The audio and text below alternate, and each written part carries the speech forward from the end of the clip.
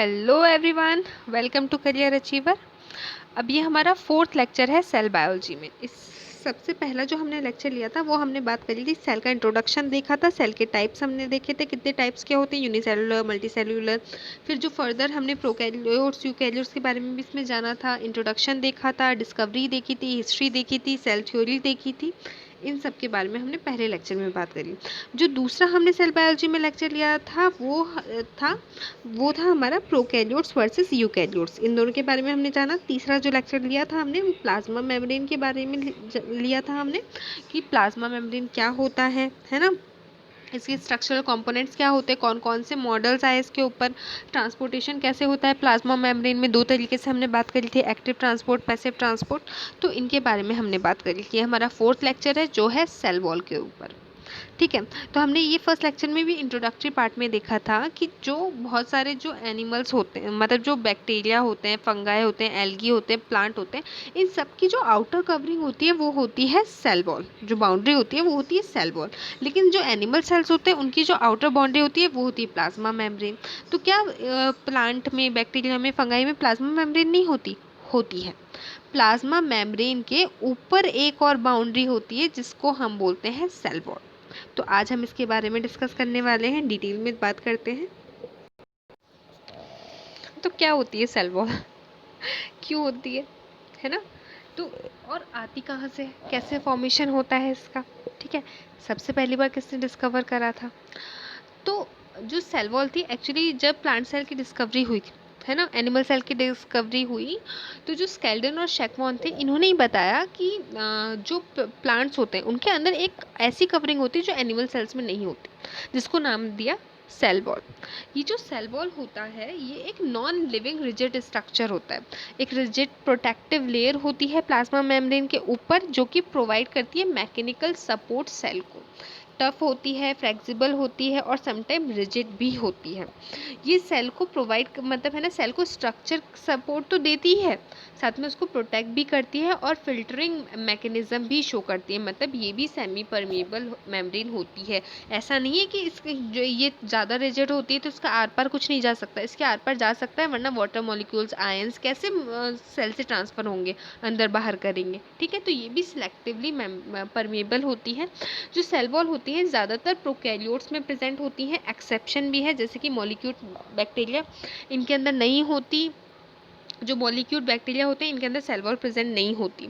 Algae, fungi, eukaryotes, इन सब के अंदर सेल वॉल प्रेजेंट होती है, प्लांट्स के अंदर भी होती है, लेकिन एब्सेंट होती है सिर्फ और सिर्फ एनिमल्स में। एनिमल्स के अंदर सेल वॉल प्रेजेंट नहीं होती। फंक्शन क्या होता है आगे हम और डिटेल में पढ़ेंगे, लेकिन ये प्रेशर वेसल्स की तरह एक्ट करती है, प्रिवेंट करती है ओवर एक्सपेंशन, सेल को ज़्यादा एक्सपेंड नहीं होने देती। जब वाटर एंटर करता है तो उसको प्रोटेक्ट करके रखती है। तो मेन मकसद इसका यही होता है कि कैसे भी करके जो हमारे सेल हैं, सेल ऑर्गेनल्स हैं, जो अंदर सेल का स्ट्रक्चर है उसको प्रोटेक्ट करके रखो, उसको शेप देकर रखो। सेल वॉल के 3 लेयर्स होती हैं, है ना, अलग अलग लेयर्स होती हैं, primary cell wall, secondary cell wall, tertiary cell wall. तो इसके बारे में हम आगे डिटेल में डिस्कस करेंगे। देखिए, जो प्लांट सेल्स होती हैं वो किसकी बनी होती हैं? प्लांट सेल जो होती हैं वो cellulose, hemicellulose, pectin, protein, इन सब की बनी होती है। जबकि जो फंगाई होती है उसकी सेल वॉल काइटिन की बनी होती है। जबकि जो बैक्टीरिया होता है उसकी सेल वॉल कॉम्प्लेक्स मटेरियल की बनी होती है, जिसको हम प्रोटीन लिपोपॉलीसैकेराइड्स, है ना, प्रोटीन, लिपिड, पॉलीसैकेराइड, इन सब से मिलकर बनती है। बैक्टीरिया की जो सेल वॉल होती है उसके अंदर जो पॉलीसैकेराइड्स होते हैं, नैक और नैम, है ना, काफ़ी कॉम्प्लेक्स स्ट्रक्चर होता है उसका। जबकि जो प्लांट सेल होती है उनकी जो सेल वॉल होती है वो थोड़ी, मतलब ज़्यादा कॉम्प्लेक्स नहीं होती, वो सिंपल स्ट्रक्चर होता है। अब हम बात करते हैं सेल वॉल की लेयर का। तो हमने बात करी कि जो सेल वॉल की लेयर होती है, 3 लेयर होती हैं। एक होती है प्राइमरी वॉल, दूसरी होती है सेकेंडरी वॉल, तीसरी होती है टर्शियरी वॉल। जो प्राइमरी, एक मिनट सॉरी, जो प्राइमरी वॉल होती है वो होती है आउटर मोस्ट, जो सबसे बाहर। ये जो प्राइमरी वाली वॉल होती है ये आउटर मोस्ट लेयर होती है ना। जो वॉल, जो सेल वॉल होती है इसकी सबसे बाहर वाली लेयर होती है, थिन होती है, इलास्टिक होती है। और जैसे ही सेल मैच्योर होती है ये क्या होती है, डिमिनिश कर जाती है, हट जाती है। ये ग्रोथ करने में हेल्प करती है। किसकी बनी होती है प्राइमरी सेल वॉल? जो प्राइमरी वॉल होती है ये सेल्यूलोज की बनी होती है, हेमी सेल्यूलोज की बनी होती है और पैक्टिन की बनी होती है। अब बात करते हैं सेकेंडरी वॉल की। जो सेकेंडरी वॉल होती है ये रिजिड होती है, थिक होती है, ये सेल्यूलोज, हेमी सेल्यूलोज, पैक्टिन तीनों की मिलके बनती है। ये भी इसकी बनती है, ये भी इसी की बनती है। अब हम बात करते हैं टर्शियरी वॉल की। जो टर्शियरी वॉल होती है वो सिर्फ जो जिम्नोस्पर्म्स होते हैं, है ना, ट्रैकिड्स, उन्हीं में प्रेजेंट होती है, सब में नहीं होती। मैक्सिमम जो प्लांट्स और जो बैक्टीरिया फंगाई उनके अंदर ये प्राइमरी और सेकेंडरी वॉल ही प्रेजेंट होती है। टर्शियरी वॉल सिर्फ जो ट्रैकिड्स होते हैं जिम्नोस्पर्म्स के उसमें प्रेजेंट होती है।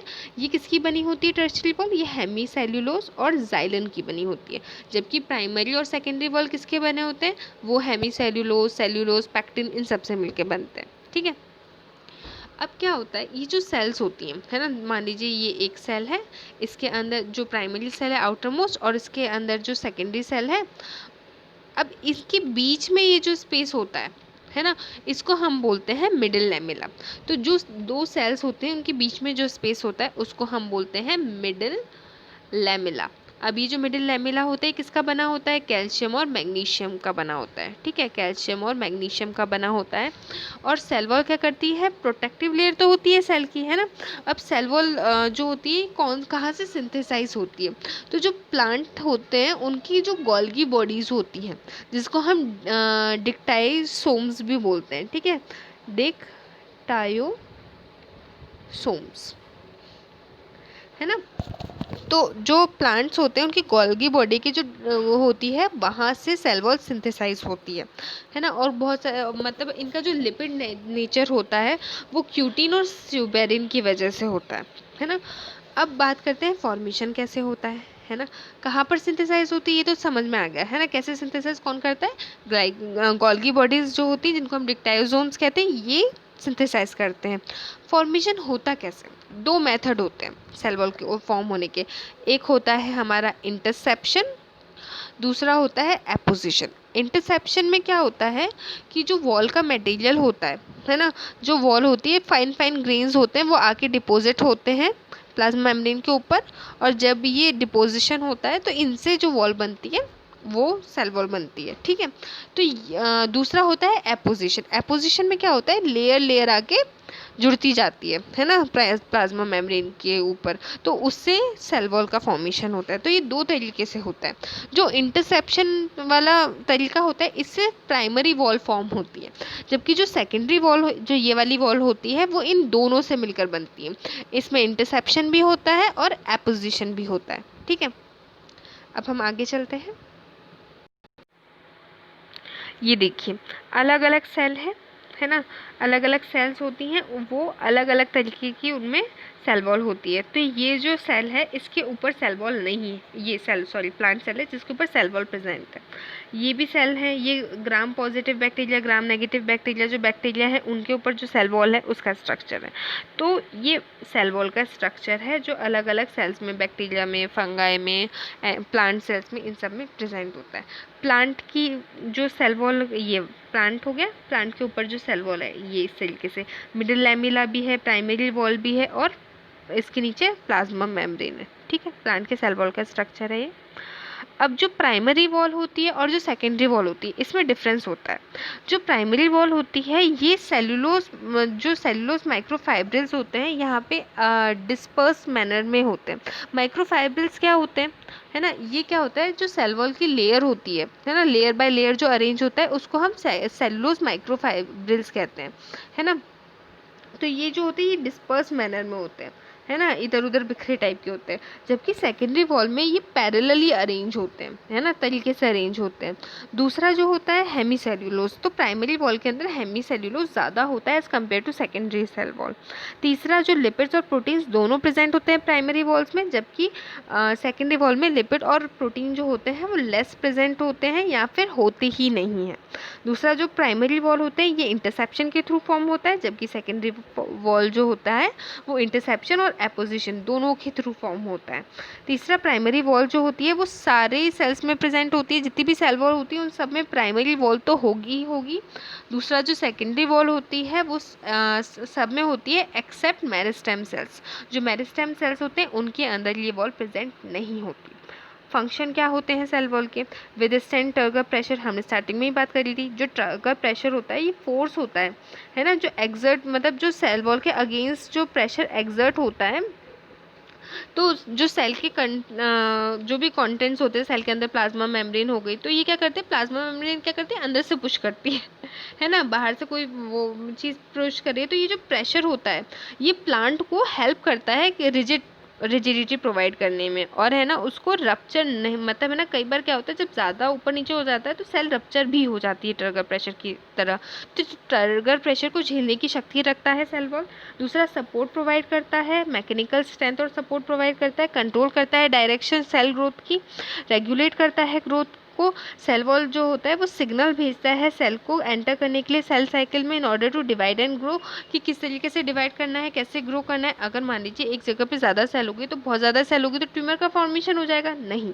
तो ये क्या करता है, रेगुलेशन का भी काम करता है, रेगुलेट करता है diffusion. Cell wall actually porous होती है ना, पोर्स होते हैं इसमें, तो कुछ सब्सटेंस जैसे कि प्रोटीन वो इसके आसपास जाते हैं रहते हैं, तो इसको भी वो रेगुलेट करता है कि कौन से मटेरियल जाएंगे कौन से नहीं जाएंगे। कम्युनिकेशन में हेल्प करता है, सेल वॉल जो होता है वो कम्युनिकेट करता है एक दूसरे के तहत या प्लाज्मोडेस्माटा। प्लाज्मोडेस्माटा क्या है, ये कुछ नहीं, साइटोप्लाज्मिक कनेक्शन होते हैं दो प्लांट सेल के बीच में। सबसे पहले स्ट्रेसबर्गर ने इसके बारे में बताया था 1901 में।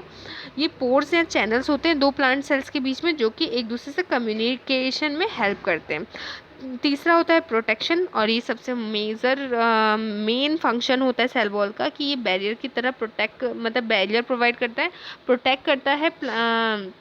जो सेल वॉल होती है वो प्रोटेक्ट करती है सेल को प्लांट वायरसेस के अगेंस्ट, दूसरे पैथोजेंस के अगेंस्ट, और साथ ही साथ वाटर के लॉस को प्रिवेंट करती है, ज़्यादा लॉस नहीं होने देती।